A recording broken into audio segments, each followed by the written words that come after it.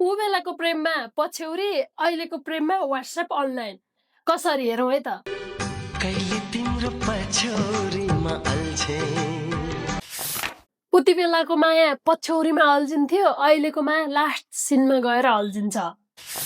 ऊ बेला पछ्यौरी मायाको लागि एउटा बहाना हुन्थ्यो, किन नजिकिनका लागि। तर अहिले अनलाइन छ, रिप्लाई छैन। अचेल टाढिनका लागि बहाना बनाइन्छ।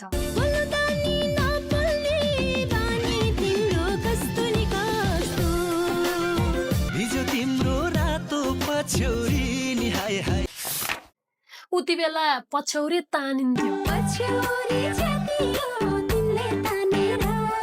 किन अटेन्सन पाउनका लागि। तर अहिले मेसेज पो तानिन्छ। कसरी? डिलिट गरेर। बेला पछ्यौरीले मायालाई न्यानोपन दिन्थ्यो।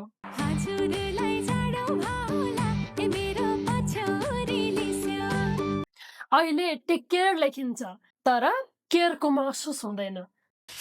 पहिले पछ्यौरी भिज्थ्यो, अहिले आँखा भिज्छ स्क्रिनको अगाडि बसेर। फरक यति हो, पहिले प्रेम देखिन्थ्यो, अहिले अनलाइन मात्र देखिन्छ। समयसँगै मायाको यो परिवर्तन तपाईलाई कस्तो लाग्छ? कमेन्ट गर्नुहोस् है। अनि पो म भन्छु